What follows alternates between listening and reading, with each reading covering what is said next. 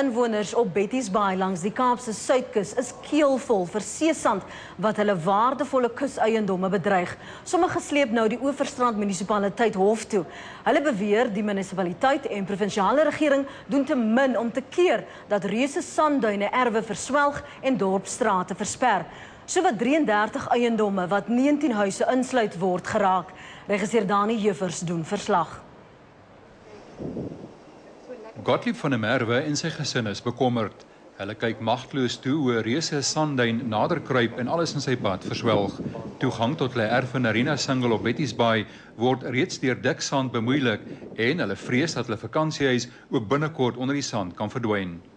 Op die oomblik kan ons eintlik die mense nooi om vir ons te kom besoek as hulle nie 'n vier trekvoertuig het nie, want mense kan omtrent op die oomblik nie by ons eiendom inkom nie en daar's nou geen parkeerplek in die straat meer nie. So dis aan die een kant 'n frustrasie werklik nou, maar aan die ander kant is ons bang. Ons is bang dat hierdie duine, as dit nie bestuur word nie, ons eiendom en eintlik ons pensioenfonds gaan verswelg. Maar vereers is die van der Merwes van die gelukkiges, want hulle is nog aan die regte kant van die pad. Oorkant die straat, nader aan die see, is erwe reeds onder 'n berg sand begrawe. Verskeie ander huise word bedreig en 4 inwoners het nou 'n saak teen die Oeverstrand munisipaliteit in die Kaapse Hooggeregshof aanhange gemaak. Die saak is egter sub judice en uitgestel tot Junie en die betrokke inwoners en munisipaliteit kon dus nie kommentaar lewer oor die hofsaak nie. Die klaers is egter blykbaar 2 huiseienaars wie se eiendomme deur die sand bedreig word en 2 erfeienaars wie se waardevolle eiendomme reeds onder die sand begrawe lê. Hulle hoop om die munisipaliteit nou met 'n regsaksie te dwing om die pad en padreserwe in stand te hou.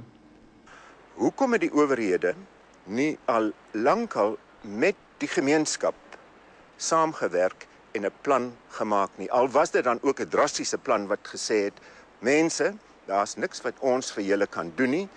Julle moet julle goed vat en trek.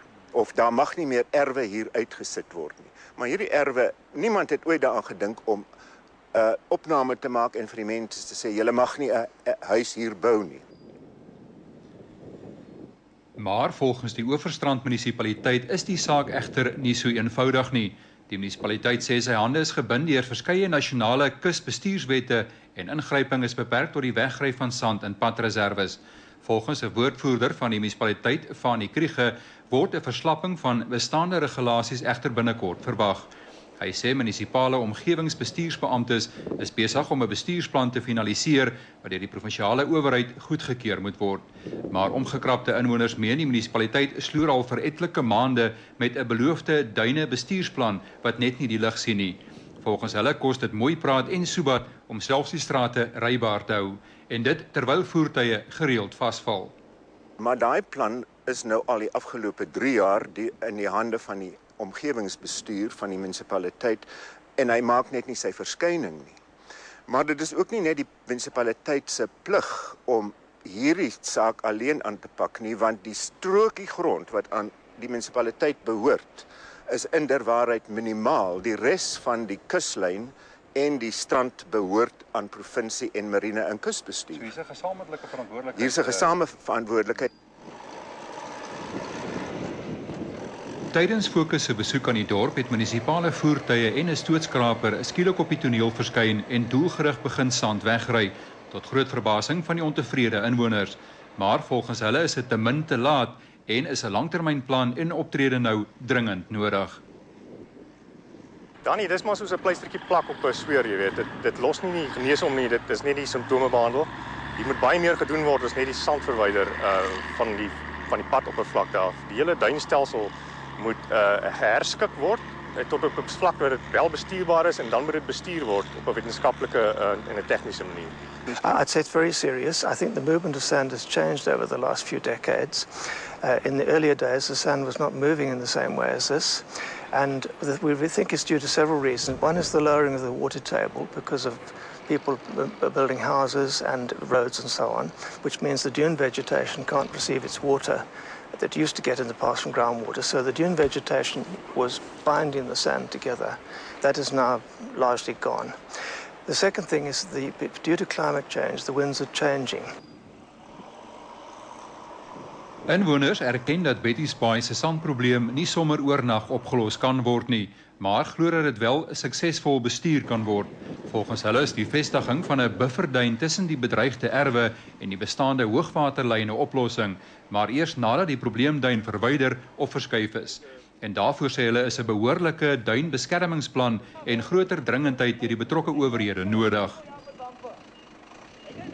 Maar dit blyk dat die sandduinprobleem in Arena Singel jare gelede wortel geskiet het met die oorspronklike dorpuitleg en dat selfs klimaatsverandering nou 'n rol speel. Niemand het nog eintlik die probleme aangespreek in 'n dorpsgebied wat die swakste en die slegste dorpsbeplanning en miskien in die hele wêreld het nie. Want 97% van die erwe hier is vlei lande. Die mense is nie bewus van die feit dat as hulle hier op 'n vlei land bou, het dit 'n spesiale benadering nodig nie. Dieselfde met die huise wat hier voor op die duinelandskap lê. Dit moes al lank al aangespreek geword het, maar dit is geïgnoreer deur die provinsie. Die provinsiale regering het reeds geruime tyd konsultante aangestel om na die Betty's Bay probleem te kyk en oplossings te soek.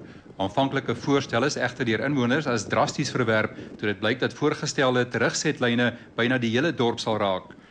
Intussen wag Gottlieb van der Merwe en ander inwoners met groeiende ongeduld vir die betrokke owerhede om spoedig met daadwerklike besluite en aksies na vore te kom. Die Weskaapse Departement van Omgewingsake sê is bewus van die duineprobleem op Betty's Bay. Volgens die departement is verskeie vergaderings oor die aangeleentheid reeds met plaaslike owerhede gehou.